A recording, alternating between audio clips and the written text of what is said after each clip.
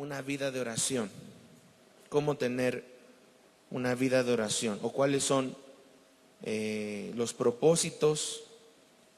¿Cuál es incluso la bendición de tener una vida de oración? Porque muchos queremos en algún momento, ¿verdad? Hemos dicho, yo quiero tener una vida de oración, pero pocas veces cuando nosotros anhelamos esa vida de oración, entendemos que la vida de oración no es como un, ¿cómo decirlo? Como un accidente que ocurre en alguien o en algo, sino que una vida de oración es el conjunto de momentos en los cuales tú vas buscando al Señor, no importando las luchas, no importando tal vez las situaciones que estés pasando.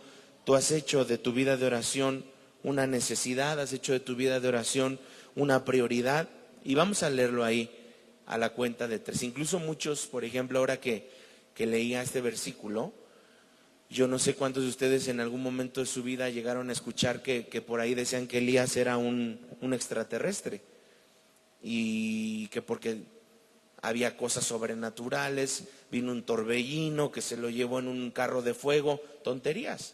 Dice que Elías era un extraterrestre, dice era un ovni. ¿Qué dice, hermanos? Parece que está dormido. ¿Qué dice? Grítelo como lo grita a su marido. Un hombre, no dice que era un ovni, dice que era un hombre. Era un hombre totalmente natural y normal como nosotros. Pero por supuesto que cuando hablamos de Elías, cuando uno ya va a la palabra de Dios, uno se encuentra que Elías, sí es cierto que era un hombre natural, normal, sujeto a pasiones semejantes a las nuestras. Sin embargo, la Biblia dice que oró tristemente, sin fuerzas, oró ahí medio apagado, oró ahí medio desanimado, ¿dice eso? Grítelo. Fervientemente. Allá atrás, a ver, grítelo. ¿Cómo oró? Fervientemente. Por eso no son contestadas nuestras oraciones. Seamos honestos, nosotros oramos como Elías ora. ¿Usted puede decir que tiene una oración como la que tiene Elías? De una manera ferviente. ¿Qué es fervientemente? ¿A qué le suena? Fervientemente. ¿Qué? Constantemente, pasión, dice Pati. ¿Alguien más? ¿Qué te suena decir fervientemente? La pura palabra con fe, ¿ok? ¿Alguien más? ¿A qué te suena fervientemente? Con pasión, con devoción, ¿qué más? Con fuego. Yo creo que para que Elías haya partido el Jordán a la mitad, para que Elías haya hecho caer del cielo fuego, para que Elías haya llenado las tinajas de aceite, para que Elías se haya ido en un torbellino entre carros de fuego, para que Elías haya hecho tantas cosas sobrenaturales, es porque era un hombre ¿de qué? De oración. Ahora, la oración es tan importante que la oración, dice la Biblia, que había una mujer, que era una mujer viuda, que iba todos los días buscando al juez injusto. Y cuando buscaba ese juez injusto, ¿qué dice la palabra? Acuérdese, lo iba a buscar y le decía, hazme justicia. Una mujer débil, una mujer grande, una mujer cansada, una mujer viuda, dobló la voluntad de un juez fuerte, grande. Nada que ver la mujer, ¿verdad? Si usted se logra imaginar, esa mujer buscaba todos los días en oración, era un símbolo de una mujer que oraba fervientemente. ¿Qué le hizo la mujer al hombre, al juez fuerte, grande, poderoso? Lo dobló. ¿Y qué le dijo? Nada más porque todos los días vienes y me estás duro y dale, yo te voy a hacer como tú me pides. ¿Se da cuenta que la oración puede doblar aún el corazón más fuerte? Si la mujer, siendo una mujer viuda, débil, cansada, grande, dobló a un juez fuerte, poderoso, grande, ¿qué no puedes hacer tú a través de la oración? Entonces dice, Elías era un hombre sujeto a pasiones semejantes a las nuestras. ¿Qué son pasiones? Es como si nosotros dijéramos, Elías era un hombre que por momentos se cansaba, porque a veces estás cansado. Y hay mucha gente que dice, pastor, yo quisiera tener una vida de oración fuerte, sin embargo estoy cansado, llego del trabajo cansado y no puedo orar, paso una mala noche, no me dan ganas de levantarme ni siquiera para orar. O sea, era un hombre que entendía cuáles eran también nuestras luchas. Yo creo que el mayor obstáculo de la oración, siendo muy honestos, es específicamente cuando nosotros queremos orar a Dios, ¿sí? Clamar a Dios, pero nos tenemos que enfrentar a levantarnos temprano. O que te quedes en la madrugada después de las 12 de la noche. La mayoría de los profetas son hombres que buscan después de las 12 de la noche el rostro de Dios. Pero cuando nosotros hablamos de oración, no podemos hablar de oración sin mencionar a Elías. Dice, era un hombre sujeto a pasiones semejantes a las nuestras y oró fervientemente para que no lloviese, y no llovió sobre la tierra por 3 años y 6 meses.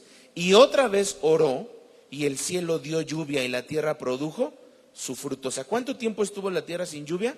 3 años y medio. 3 años y medio donde él oró para que no lloviera, ¿verdad? Pero después volvió a orar para que sí lloviera. Ahora, ¿será entonces que Dios estaba a complacencia de Elías? ¿Será que Dios estaba al chantaje de Elías? ¿O que había un propósito que vamos a descubrir en Reyes 18:1? Por favor, hermanito Fer. Dígale al que está a tu lado, existen oraciones, dile, existen oraciones que pueden mover el corazón de Dios. Hay oraciones que pueden mover el corazón de Dios. ¿Ok? Y cuando vamos a la palabra, vamos a la escritura, vemos ejemplos de hombres que movieron el corazón de Dios. Dice, no, es primer libro de Reyes, Fer, 18:1. Fíjese, esta palabra fervientemente me hace pensar cómo inicia la historia de Elías hablando sobre la oración. Y dice, pasados muchos días vino palabra de Jehová a Elías en el 3er año, diciendo, ve y muéstrate a Acab y yo haré llover sobre la faz de la tierra. Él oró lo que escuchó primero de Dios. Si usted se da cuenta, lo que hizo Elías fue primero escuchar a Dios y después orar. Hay gente que ora mucho tiempo y al final dicen, Señor, después de haberte orado 8 horas, te digo, hágase tu voluntad. No, es que no oraste primero conforme a su voluntad. Lo que estás diciendo es, pasé 5 horas, 6 horas, 8 horas orando, sin embargo, no sé ni siquiera si lo que oré es parte de tu voluntad. Y si entonces hacemos ahora al revés, primero buscamos 5, 6 horas, 7 horas su voluntad para nuestra vida y después terminamos orando menos tiempo lo que ya Dios nos reveló. ¿Cómo tú puedes saber cuál es la voluntad de Dios para tu vida? A través de la palabra de Dios. Cuando tú todos los días te levantas a leer la palabra de Dios, tú sabrás cuál es la voluntad de Dios para tu vida. Entonces sabrás en qué dirección orar. Pero si tú te levantas y oras, pero no sabes la voluntad de Dios, te vas a cansar, te vas a desanimar, porque estás orando fuera de la voluntad de Dios. Ahí dice entonces que Dios le dice, ¿verdad? La palabra de Jehová a Elías, y le dijo, ve, muéstrate a Acab y yo haré llover sobre la faz de la tierra. O sea, Dios le habló y le dijo, yo voy a hacer llover. No tú, yo haré llover. Aquí hay algo importante porque ahora vamos, por favor, Fer, llévame al versículo más adelante, que es el versículo 42, ahí mismo. Vete al 42, ahí dice, Acab subió a comer y a beber, y Elías subió a la cumbre del Carmelo y postrándose en tierra, puso sus rodillas entre las rodillas, puso su rostro, entre las rodillas. O sea, cuando el versículo 1 que le dijo el Señor, sube, ve con Acab y ora, vas a orar porque yo voy a hacer llover. Pero una cosa es orar lo que Dios te ha revelado, que eso es lo que hizo Elías, y otra cosa es hacerlo de verdad. No decir voy a estar orando, porque a veces es como una manera muy cortés, de mucha educación, decirle a alguien, estoy orando por ti. Y digo, dentro de mi mente digo, ¿será que sí estás orando por esa persona? ¿O solo lo dices como para ser cortés? ¿O te levantas en la madrugada a escribir un mensaje, quiero glorificar a mi Padre, y te vuelves a dormir? ¿Solo cumples en mandar el mensaje? ¿O si te levantas de verdad a estar orando? Si te levantas de verdad a decir, yo quiero de verdad tener un tiempo de oración. Ahora, dice que acá, porque todos queremos el 42, todos queremos el 45, síguete al 45 por favor. pero nos olvidamos del 42. Ahí mismo, ahí. Y aconteció estando en esto que los cielos se oscurecieron con nubes y viento, y hubo una gran lluvia, y subiendo acá vino a Jezreel. Todos queremos el 45, todos queremos la respuesta de nuestra oración, todos queremos ver la manifestación de una oración, pero el 42, ¿qué dice? Regrésale, Fer. Dice que él dobló su rostro, puso sus rodillas hasta que pegó su rostro entre las rodillas. O sea, todos tenemos que entender que para nosotros poder ver victoria en la oración, tenemos que convertir nuestros problemas, porque mucha gente cuando tiene un problema, los problemas dicen, toda la noche no pude dormir porque estuve pensando en mis problemas. Los problemas no se piensan, los problemas se oran. Las crisis no se piensan, las crisis se oran. ¿Sí? Porque si tú piensas mucho tu problema, te vas a agotar. Sin embargo, escuche bien esto, la oración es una llave para el depósito del cielo en la tierra, para abrir los depósitos de Dios en la tierra. Eso es orar con fe. Y pasamos horas tal vez orando, pero debemos ahora empezar a decirle, Señor, revélame tu voluntad para saber qué orar. Marcos 11:24 dice, por tanto os digo que todo lo que pidas orando, creyendo que lo recibiréis, os vendrá. Podemos, escuche bien esta pregunta, ¿podemos tener fe? ¿Podemos orar sin fe? ¿Podemos orar sin fe? Sí, yo conozco mucha gente que puede orar sin fe. Claro que sí se puede orar sin fe, pero ¿se puede tener fe sin oración? Tú podrías orarle a alguien al que no le crees, a quien tú dices ni existe. Todo comienza la oración cuando tenemos una fe, aunque sea pequeña como una semilla de mostaza, y decimos, Señor, yo quiero tener una fe, aunque sea pequeña, porque mi oración, hay por supuesto obstáculos en la oración. Uno de ellos es estar mal con tu esposa, lo dice la carta del apóstol Pedro. Otro de ellos es ser injusto. Si tú tienes empleados y eres injusto, no pagas lo que tienes que pagar, nunca esperes que Dios te escuche, porque vives en injusticia, ¿sí? Entonces, pero aquí en el caso, dice la palabra, tienes que tener también fe, porque la fe es lo que mueve, lo mueve el corazón de Dios, no las lágrimas, no los gritos. Dice, por tanto os digo que todo lo que pidan orando, crean que lo van a recibir y vendrá. Crean, ¿sí? Saber que lo que estamos orando es la voluntad de Dios. Por eso les decía, ¿cuántas veces hemos orado de acuerdo a una palabra que recibimos de parte del Señor? ¿Cuántas veces hemos orado a Dios basándonos en una palabra que tú recibiste en un sueño, en la misma Biblia, ¿sí? A lo mejor Dios vino a través de un profeta y te dio una palabra. ¿Estás orando eso que Dios te dijo o ya se te olvidó la palabra? ¿Alguien recuerda la última palabra que recibió proféticamente de la Biblia, de un profeta, de un pastor? ¿Alguien recuerda? A ver, recuerde cuál fue esa última palabra. ¿Por qué esa palabra no ha tenido cumplimiento? Porque la palabra profética sin oración se retrasa. Yo puedo tener una palabra profética. Dios me dijo, tu matriz va a servir para traer vida a un niño. Pero si yo no oro día y noche, de manera como decíamos que oraba ferviente, esa palabra no se va a cumplir. Así te la haya venido a decir Marco Brunet en tu cama, no se va a cumplir. Porque necesitas orar. La palabra profética necesita oración. Hay gente que dice, pastores, que a mí Dios le dijo a mis hijos que iban a ser pastores y yo los veo más perdidos en el mundo que qué. Sigue orando. ¿Qué esperas entonces? Que el diablo destruya tu familia para seguir creyendo que si tú recibiste una palabra y tú dices, yo sé que Dios va a usar un día a mis hijos, sigue orando por ellos. Ahora, escuche bien esto.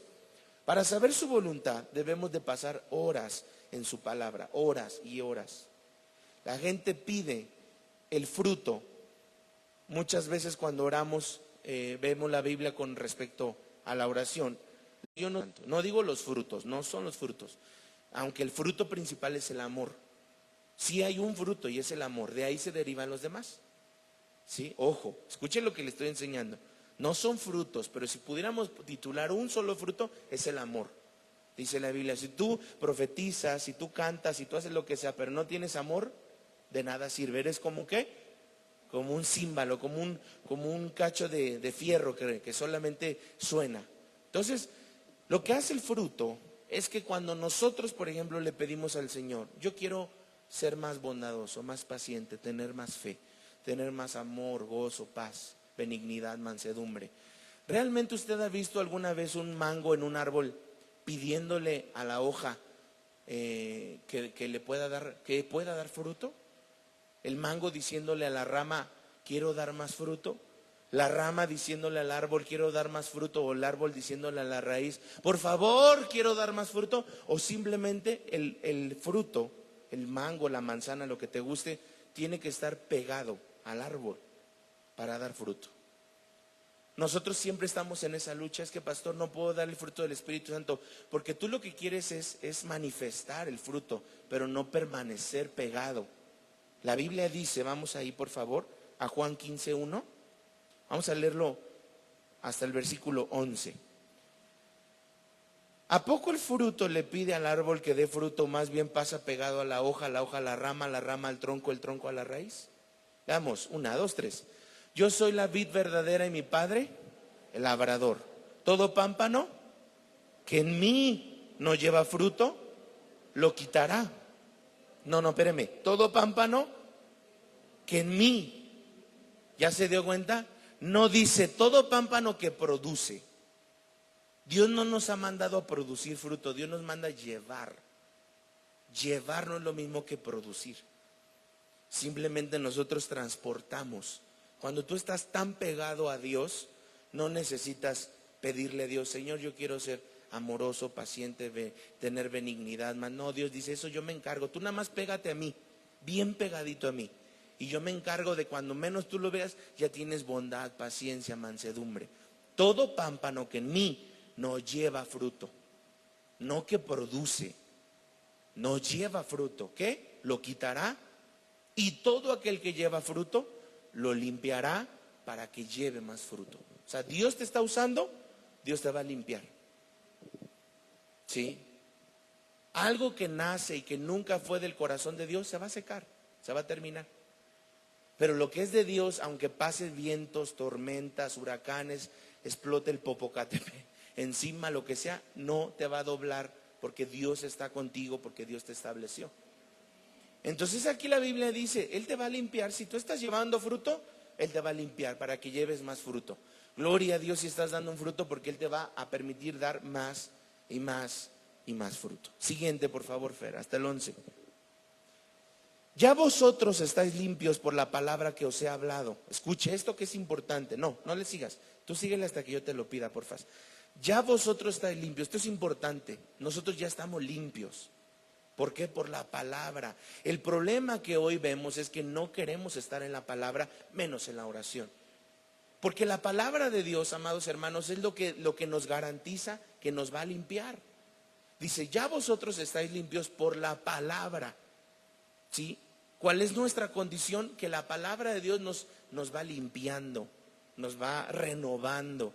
Ya vosotros, nuestra condición es, si yo estoy en la palabra, Dios me va a limpiar. Versículo 4. Permaneced en mí y yo en vosotros. Ahí está la clave, quiero que lo subraye en su Biblia. Permaneced en mí y yo en vosotros. Nunca dice, permanece en mí y yo te rechazo. Mientras tú más te acercas, yo más te rechazo. Mientras tú más me buscas, yo más te ignoro. No, dice, si tú permaneces en mí, porque Dios no bendice turistas. Dios no bendice gente que está de residencia, residentes, ni turistas. Dios dice, bendice y quiere estar en la presencia de aquellos que permanecen. Dice, el que habita al abrigo, ¿qué dice? Del Altísimo, el Salmo 91.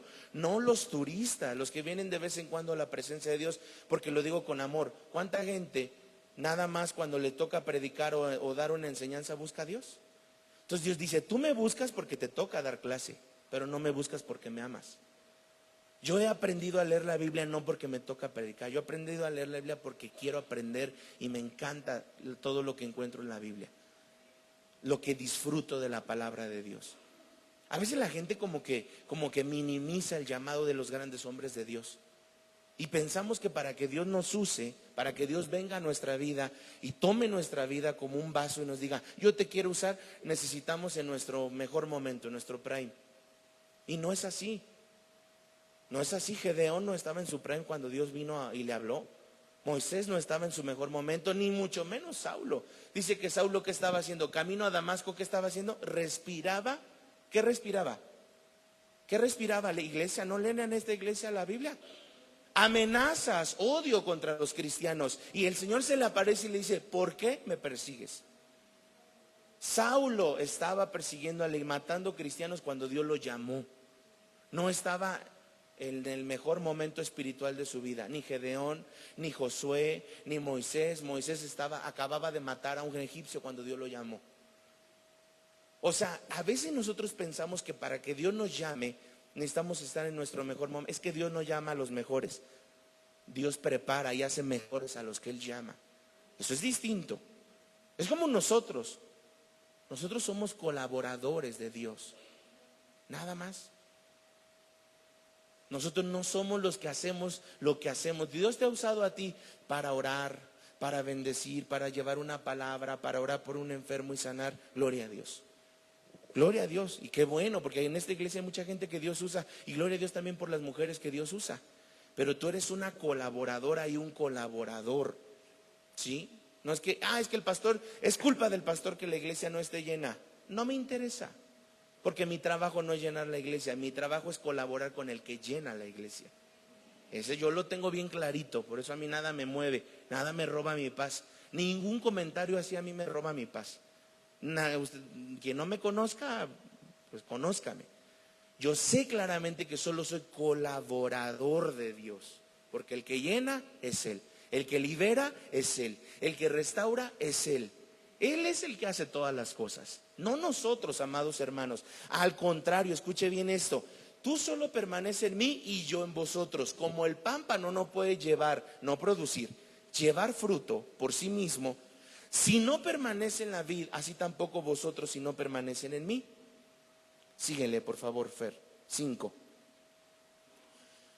Yo soy la vid y vosotros los pámpanos. El que permanece en mí y yo en él, este lleva mucho fruto, porque separados de mí, nada podéis hacer. ¿Ya vio?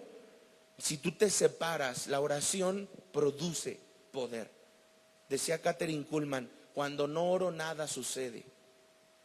La oración produce vida, la oración produce restauración. Por eso dice, separado de mí nada puedes hacer. Si tú te separas, la oración te une. ¿Qué es la oración? Un altar de oración es cuando se une Dios, la sed de Dios y la sed del hombre. Eso es un altar, eso es un tiempo de oración, eso es tener un aposento, un tabernáculo, una cámara de oración, donde se une Dios y se une el hombre. Entonces dice, tú separado de mí nada puedes hacer. Nada puedes tú hacer si tú te separas de la presencia de Dios. Dice el que sigue, el que en mí no permanece será echado fuera como pámpano y se secará. Y dice, y los recogen y los echan en el fuego y arden. O sea, el problema mayor es separarte de Dios. El que en mí no permanece será echado fuera como pámpano. Sigamos ahí. Si permanecen en mí y mis palabras permanecen en vosotros, pedid todo lo que queréis y os será hecho. O sea, ¿cuál es la clave de una oración contestada? ¿Qué dice? Ahí está el versículo. Exacto, hermana Lilia. Permanecer. Noé, ¿me regalas aire, por favor? Si permanecen en mí y mis palabras. Por eso digo, gloria a Dios por los que, a pesar de las desveladas, a pesar del cansancio, a pesar de la lucha, dicen, no sé cómo, pero voy a terminar en este mes mi hoja de vida. Gloria a Dios. Y yo ya se lo he dicho una y otra vez, ya me cansé de decirle, la única iglesia que lee la Biblia es esta. Y ahora entiende por qué tanto los faros. Porque el que no permanece en la palabra, no estoy inventando nada, ahí está, hermanos. Que no permanece en él y en su palabra se seca. Se seca. No podemos permanecer en tiempos tan turbulentos abandonando la palabra y la oración.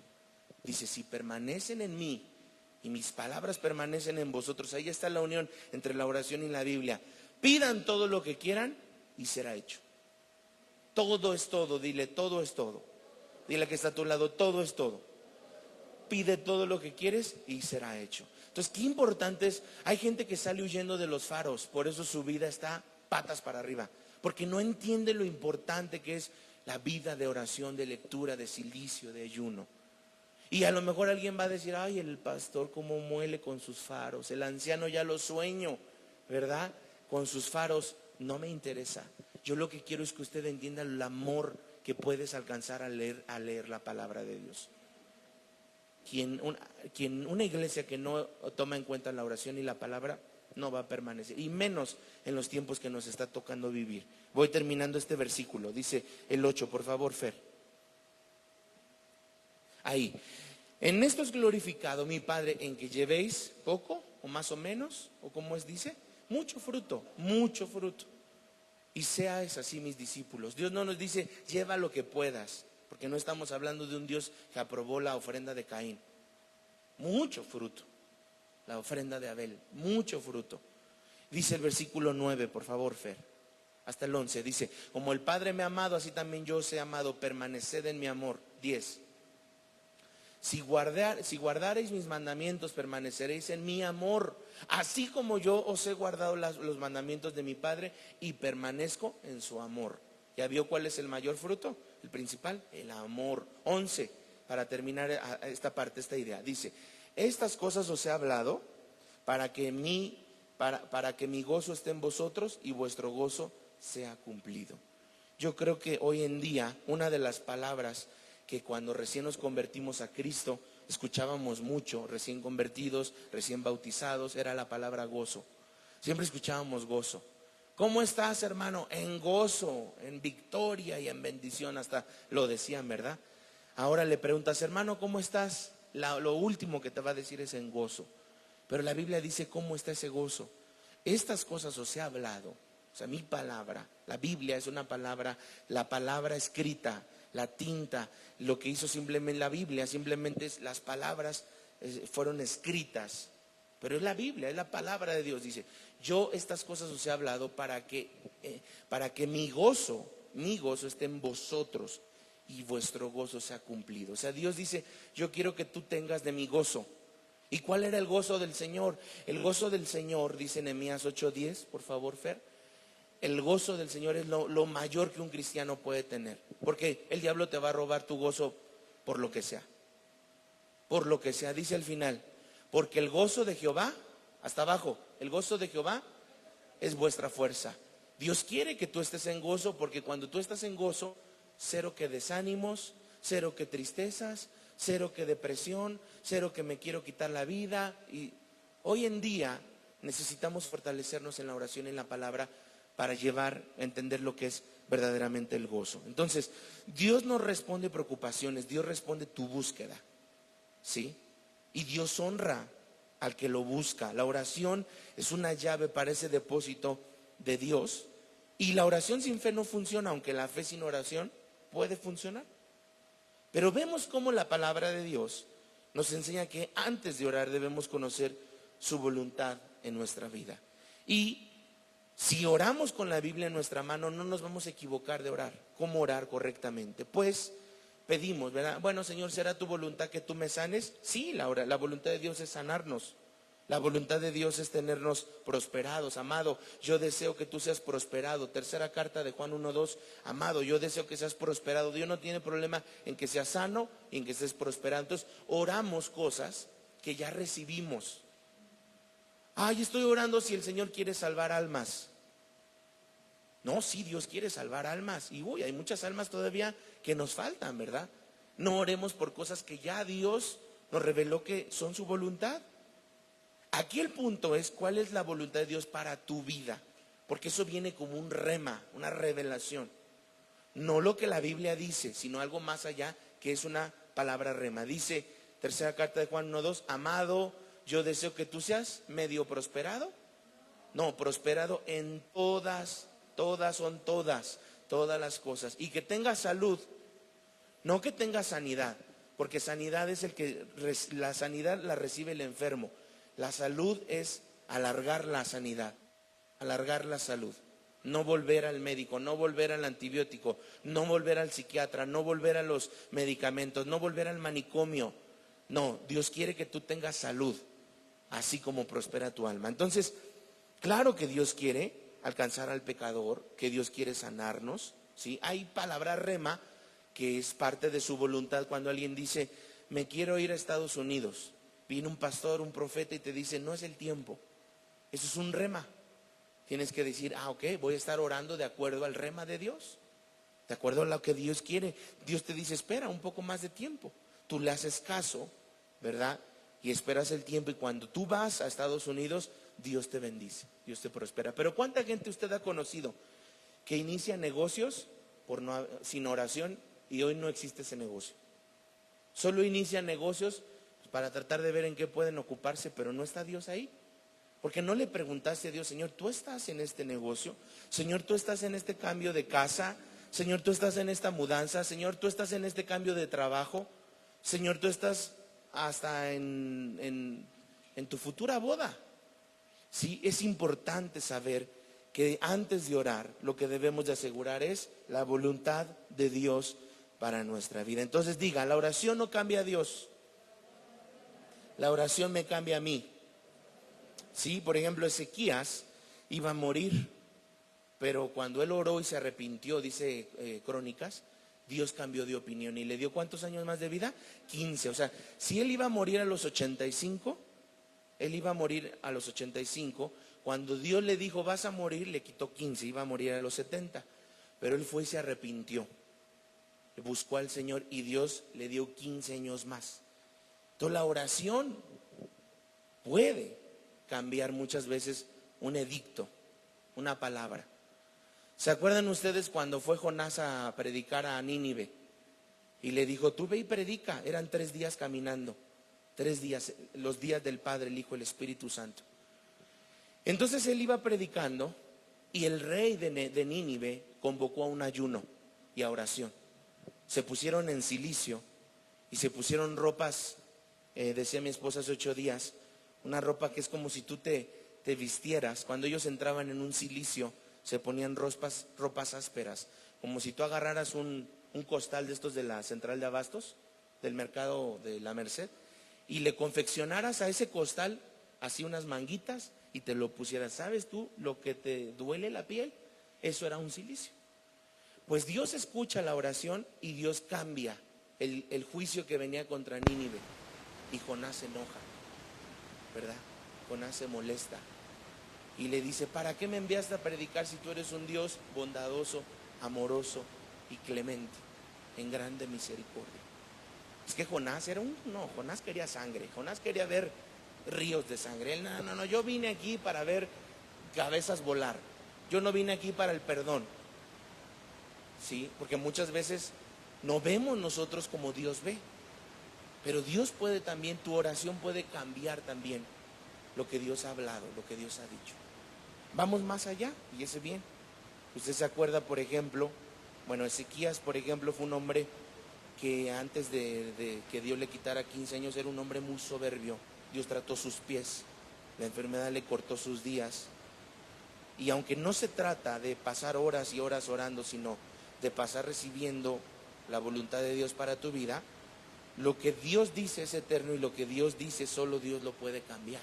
Por ejemplo, cuando Dios le habló al sacerdote Elí, le dijo, tus descendencia siempre van a estar sirviendo al tabernáculo. Pero los hijos del sacerdote Elí, ustedes lo saben que eran tremendos. Uno se robaba las ofrendas y el otro se acostaba con mujeres. ¿Y qué hizo el Señor? ¿Qué permitió que pasara con los hijos de Elí? Murieron. Sin embargo, los hijos de Aarón no murieron, Dios los mató. Eso es muy distinto, porque ofrecieron un fuego extraño que Dios no permitió. Entonces, ¿qué le dijo Dios a Aarón? Hay bendición para tu casa, yo quiero que tus hijos ministren siempre al altar, pero cuando ellos se equivocaron, ellos fallaron, ahí vino el juicio de Dios. Entonces, hay oraciones, hay cosas que Dios ha dicho que solo Él puede quitar o cambiar. Sin embargo, cuando tú recibes la voluntad de Dios para tu vida, cuando tu oración tiene oposición, es porque no conoces si es de Dios o del enemigo. Muchas veces la gente dice, no sé para qué oro si de todos modos sigo teniendo tantas luchas, no sé para qué oro si de todos modos sigo teniendo tantas, la gente se me levanta, sigo teniendo luchas en mi salud, sigo teniendo luchas por aquí, luchas por allá. No te preocupes. Simplemente tienes que entender que si Dios ha hablado a tu vida y tú estás orando de acuerdo a su voluntad, Él va a cumplir su palabra. Lo que Dios hace contigo es porque lo crees, no porque lo necesitas. Yo lo he dicho, Dios no responde a necesidades. Si Dios respondiera a necesidades, ya no habría gente en los hospitales, ya no habría gente en los manicomios, ya no habría gente pobre. Dios no responde a necesidades, Dios responde búsqueda. ¿Sí? Dios honra la búsqueda. Aunque tú estás cansado, dices, me voy a poner a orar aunque sea en la madrugada o en la noche. Y Dios te honra, porque tú estás buscándolo a pesar de tu cansancio. Pero cuando tú dices, ay, no estoy bien cansado, mañana oro, Señor, mañana voy, mañana te busco. Ese aplazamiento, ¿cómo Dios puede honrar a alguien que aplaza a Dios? ¿Sí? Entonces, qué importante es que a pesar del cansancio, a pesar de las luchas, a pesar de lo que sea que estés pasando, tú lo buscas. Y sabes qué es lo que pasa, que lo que Dios hace contigo es porque lo crees, más allá de lo que necesitas. Entonces, por ejemplo, Jesús sanaba, Jesús nunca sanó a todos, Jesús sanaba solo a los que le seguían y creían. Usted ve, por ejemplo, en Nazaret, Jesús no sanó a todos en Nazaret porque no lo honraron. La Biblia dice que Pedro sanó a un enfermo de 40 años, ¿por qué no lo hizo Jesús? ¿Por qué Jesús no sanó al que estaba en el templo de la Hermosa? Porque Jesús arrasaba. Jesús entraba a una ciudad, se quedaba sin enfermos. Jesús llegaba a una ciudad, pero había casos en los cuales Dios no sanaba. Jesús no sanaba. ¿Por qué no sanaba? Porque no lo seguían, no lo creían. Jesús simplemente estaba buscando, más que derramar sanidad. Usted lo sabe, de esos 10 leprosos, ¿cuántos regresaron? 9. Uno regresó, ¿verdad? Gracias, Señor.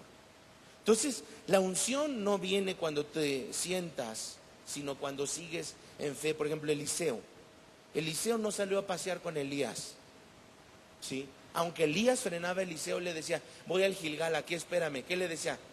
Vive Jehová y viva mi alma, que yo te voy a seguir. Pero mira, voy al Gilgal, voy al Betel, voy a Jericó, voy al Jordán. Eliseo continuaba siguiendo a Elías y ahí vino una unción. Entonces hay gente como que cree que la unción me va a caer así viendo Netflix. No te va a caer así. Si tú sigues buscando al Señor, tú vas a tener una unción grande y sobrenatural. Ruth, por ejemplo, era una mujer fuerte. Usted sabe la historia de Ruth. Se le muere el esposo, se le muere el cuñado, se le muere el suegro, la amiga la desanima, la suegra la corre, no tuvo hijos. ¿Y quién animó a Ruth? Dígame un versículo, ¿quién animó a Ruth? ¿Sabe quién animó a Ruth? Ruth. Ella tuvo que animarse. Y hay momentos en tu vida donde tú solito te tienes que animar. No te van a animar los demás, ni tu pastor te va a animar, pero tú tienes que hablarte aún en las mañanas y decir, me voy a animar a mí mismo. No te van a venir a levantar, pero tú te tienes solito que levantar. Así lo usó Ruth. ¿Y por qué? Porque Ruth podría haber dicho, le voy a hacer caso a mi suegra. Si Ruth hubiera hecho caso a su suegra, salía del panorama bíblico y no hubiera sido la bisabuela de David, de donde viene el linaje de Jesús. Sin embargo, se mantuvo fiel diciendo, a mí nada me va a mover. Que si ya se me murió el suegro, que si se me murió el marido, que si se me murió mi vecina, que no me importa quién. Yo solita me voy a animar y solita me voy a levantar. ¿Ven? Aunque no lo haga alguien más, a ver, yo quiero que tú le digas a tu alma, levántate, anímate, tócate y dile, levántate, anímate. ¿Ven? No esperes a que alguien más lo haga. Porque si estás esperando a que alguien venga y te anima, no, pues sigue esperando. Es más, tómate un café descafeinado para que no te haga daño la cafeína. Ahí sigue esperando, sigue esperando. No, hay momentos donde no tienes que esperar a que te anime. Si tú estás sirviendo a Dios, va a haber más gente que te desanime a que te anime. Ay, hermanito, pero mira qué gallos se te salen cuando cantes. Sí, pero yo no le canto al Señor con la voz, le canto con el corazón. Ándale, mudo se va a quedar el diablo y su abuela. Entonces yo quiero que tú entiendas, no siempre te va a venir alguien a animar. Te tienes que animar tú, te tienes que levantar tú. Si no te levantan, tú levántate. Si nadie te enfoca, tú enfócate. Si nadie te empuja, tú empújate. Si hay alguien que quiere que tú sigas adelante, es Dios.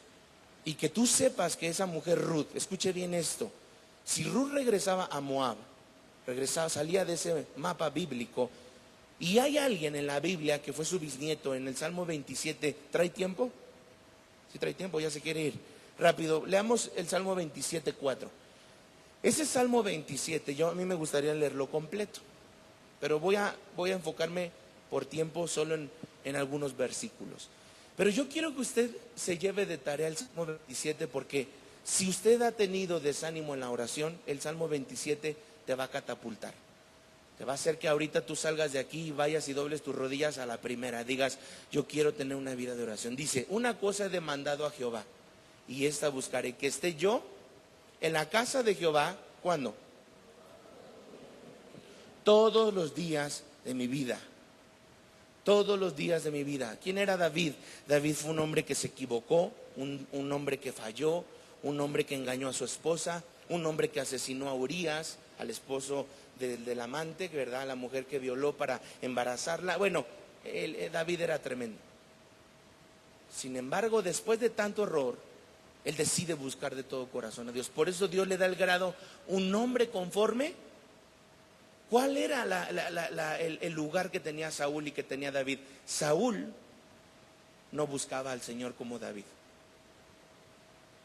Saúl buscaba simplemente a Dios porque Dios lo había escogido, ¿verdad? Lo había llamado durante 40 años a reinar Israel. En ese tiempo él hizo su voluntad. Dios lo desechó. Le dio 10 años todavía desechado. Mientras tanto Dios estaba buscando su reemplazo. Y el reemplazo de Dios no era el hombre más perfecto, el hombre que se había graduado de Cristo para las naciones, el hombre era el hombre más sencillo. Un hombre que había nacido en pecado a través de una violación. Su madre fue violada, lo fueron a aventar a cuidar ahí a las ovejas de su padre. Pero Dios un día fue y tomó lo desechado por el mundo, lo desechado, lo pisoteado es lo que Dios levanta. Dice, yo he venido a avergonzar a los sabios y a lo fuerte de este mundo. Cuando Él toma lo débil, lo desechado, Él avergüenza.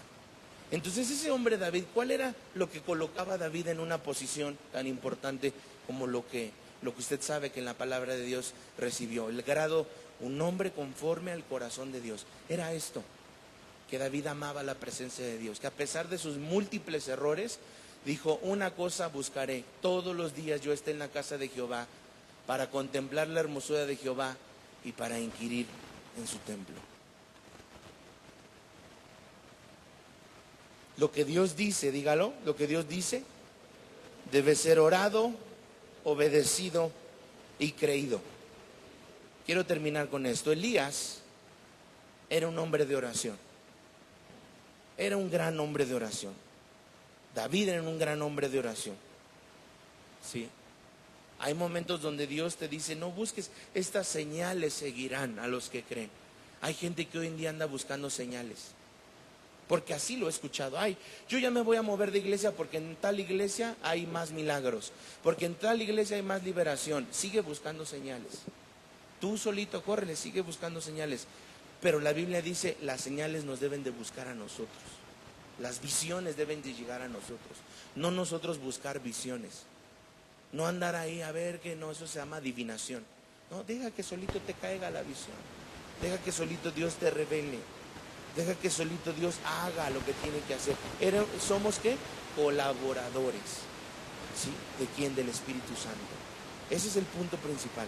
Entonces, Elías no buscaba la palabra lo encontraba a él. Y el precio de la unción son tus rodillas. Reyes, por favor, Fer, primer libro de Reyes 18:42, dígalo por favor. El precio de la unción son mis rodillas. Sin oración nada fluye. Y si quieres ver un mundo espiritual, a veces si quieres tú ver el mundo espiritual, tienes que pasar malas noches. Cuando digo malas noches significa pues noches donde no vas a dormir muy seguidas, ¿verdad? Si tú eres dormilón y tu mayor afrenta o tu mayor lucha es levantarte temprano o desvelarte, posiblemente sea una lucha esto. Pero tú busca al Señor, ok, lo mío es la dormidera, pero puedo buscarlo, búscalo cuando quieras, pero búscalo. No te gusta en la madrugada porque no puedes, porque Sabanás no te suelta, bueno, búscalo cuando quieras, pero clama. Él dice, postrándose en tierra. Claro que Elías quería la unción Eliseo quería la unción de Elías, pero aquí está la clave de la unción de Elías, y era postrarse. Porque sin oración las cosas no fluyen, se detienen, se paran. Samuel oraba de noche, Elías oraba de noche, David también. Los salmos fueron escritos de noche, incluso los salmos se cantan de noche. Cuando oras de noche se abren tus ojos a lo espiritual. Y el precio de la presencia de Dios es tu tiempo. ¿Cuál es el precio, pastor, para la presencia de Dios? Tu tiempo.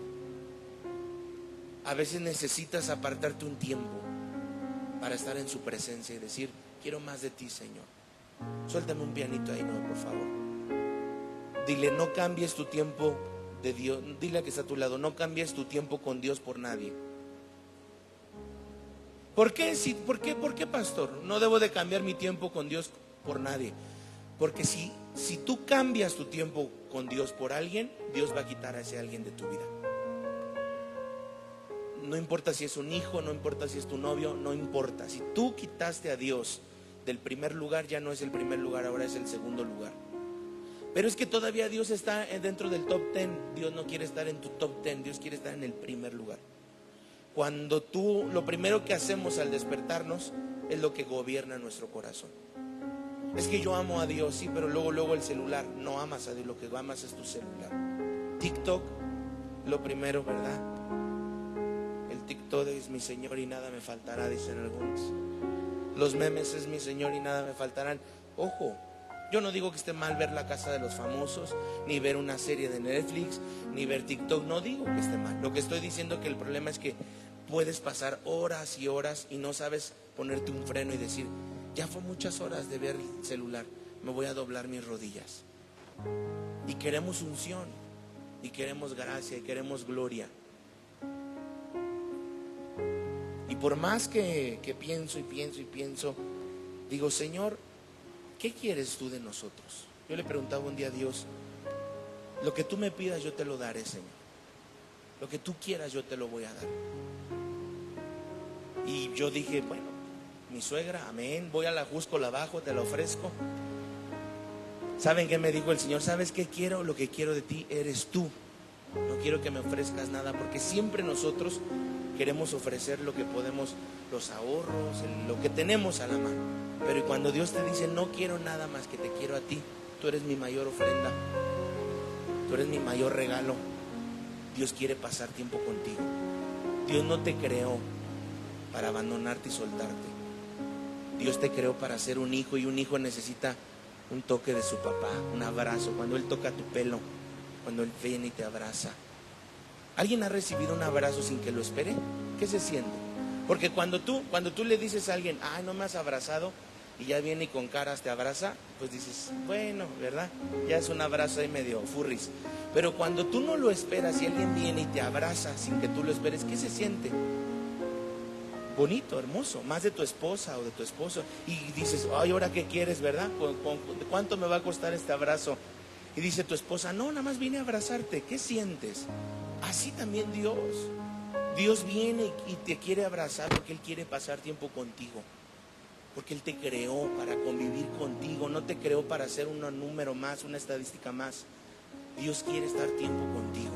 La pregunta es, ¿tú quieres estar tiempo con Él? Mire, Dios es tan amoroso. Apocalipsis 3:20, por favor, Fer. Dios es tan amoroso que Él podría llegar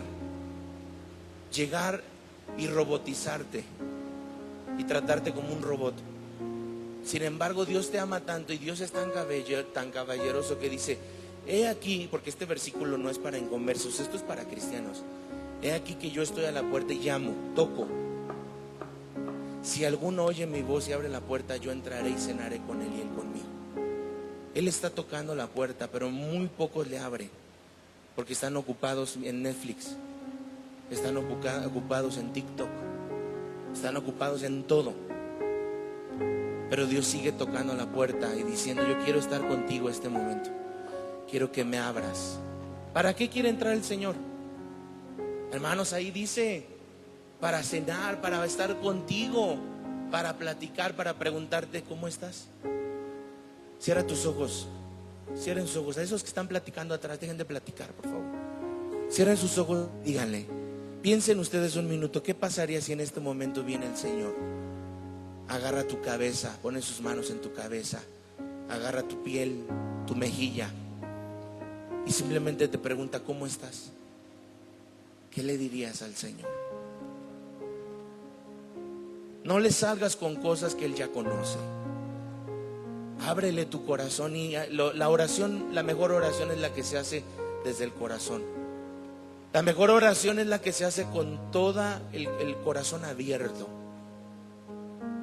con transparencia, como el agua es transparente. Así Dios busca nuestra oración, transparente, no con palabras rimbombantes.